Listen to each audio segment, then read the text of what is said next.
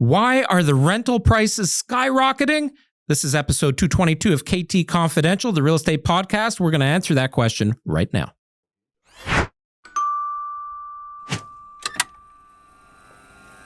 Fly me to the moon. Just like the rental prices, Adrian.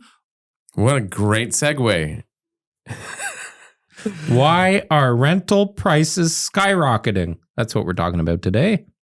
Yeah, well, it's a common conversation I've been having with clients. And it's an interesting time, though, because I feel so obviously one of the reasons, as with any market, is supply and demand.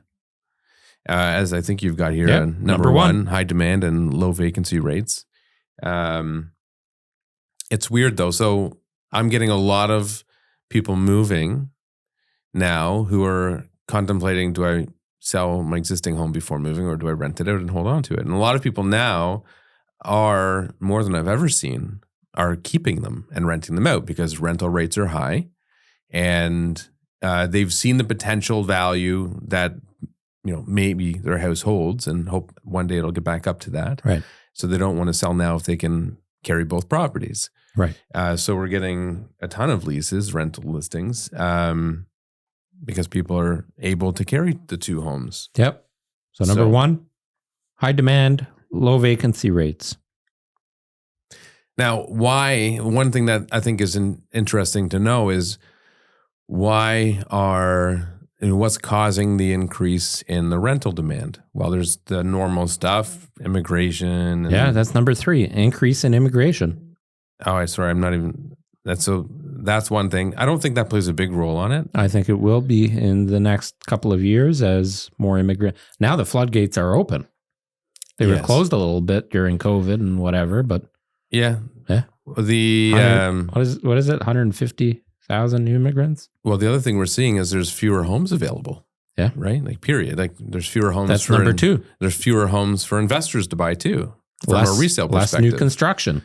And in some cases, you know, although buying now is advantageous compared to a year ago because the prices are so low and interest rates will come down inevitably at some point, there are some buyers or potential investors that may not consider it now because it's not as lucrative in the short term. That's number six. Investors have been on the sidelines. Why? Jeez, you'd think we spend so much time together that we think alike. Or you...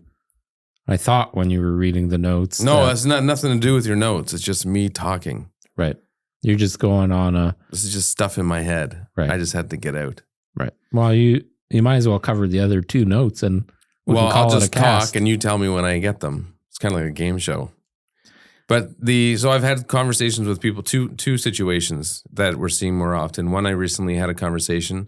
So these people, they inherited a home. They ended up having to pay something for it because it was inherited by multiple parties. But father passed away. They ended up with the property. They're keeping their current home, so they're going to rent it out. Another scenario, interest rates were rising. This particular person found it stressful having to carry the higher mortgage payments with the rates that have gone up as much as they have. So they're going to move out, rent something smaller, and become a landlord, rent out their current home because, again, they don't want to sell it yet. They'd rather hold on to it for another couple of years. You can take over. Let's create a synopsis then of all of these points and everything you just said. Okay. Because it all ties in together. So let me just hit the point form on all these seven, because they all do tie in together and it all makes sense. We have high demand in the Greater Toronto Area. We all know that. The demand is going to increase as immigration increases. There's been less new construction happening, and the cost of construction has increased with labor and building materials going up substantially in price.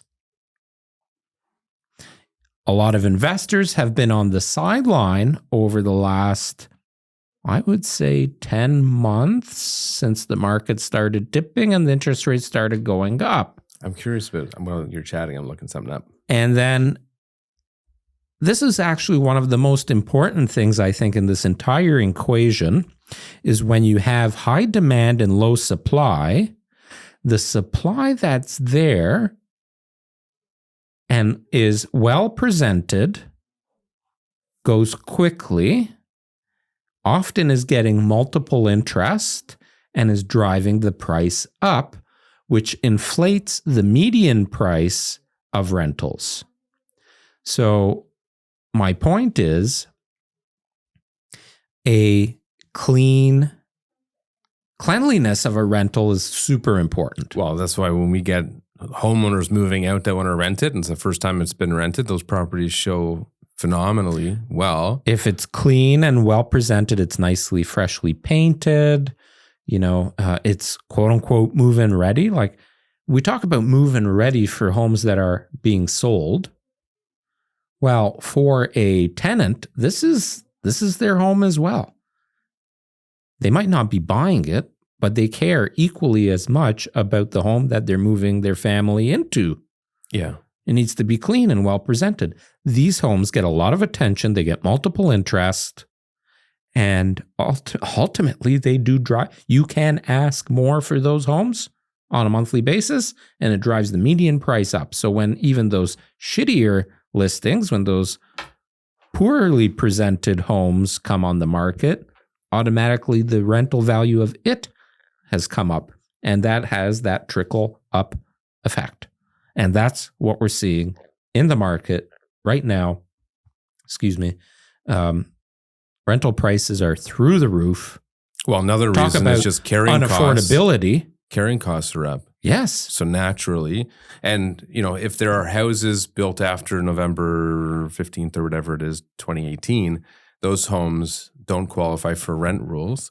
So those landlords are probably now actually increasing their rent by more than they normally would to keep up with the interest rates. Yeah, because if you're a savvy investor, you probably have variable rates on your mortgage, probably so you don't have to pay a penalty in case you want to break that mortgage for whatever reason, refinancing to buy another property, or you decide to sell or whatever. You want flexibility, you got a variable rate. Now, in the last 12 months, you're paying 4% more on your mortgage. That's a lot of dough. Yeah. Property taxes gone up. Maintenance fees and repairs gone up. What happens to the rent goes up. So there you have it. There's the synopsis. That's why rental prices are going up. Don't be shocked. It is what it is. You can't afford it. You're going to have to move out of the location that you've been looking at. At the beginning of last year, when people saw what was happening, and it was so reminiscent of 2017, and they missed that opportunity, there were more people this time, just before the market came down, who sold and jumped into the rental market as well. So there goes more inventory that was otherwise available. Yeah. I see right now more basements being rented than ever before. Yeah. More people buying homes that have basements that are currently in an apartment or that could be an apartment. I see a lot of ads for rooms, like individual rooms being rented. Affordability is an issue. Prices are skyrocketing. And ultimately, I think then it's also going to affect the resale market, because at some point, people are going to look at it and go, well, why am I going to pay $3,000 a month to rent this condo if I could buy it and my monthly expense is $3,500 a month, whatever? Well, I think in many cases, there's reasons behind it. Like they don't have the down payment, or they just don't want to own. They don't think the market's a good investment, whatever. There's lots of reasons why. There could be. But I don't think a lot of renters are renting because they can. If they wanted to buy and they could buy, they would in most cases. Yeah, maybe. Or they bought elsewhere. But anyways, the market is going to continue. The only way I see it changing is if there's a surplus of inventory, which I don't expect will happen. Where is it going to come from? Well, that's it. I don't believe There's no surplus. No. Nowhere to live. Anyway. There you have it. That's it. Episode 222.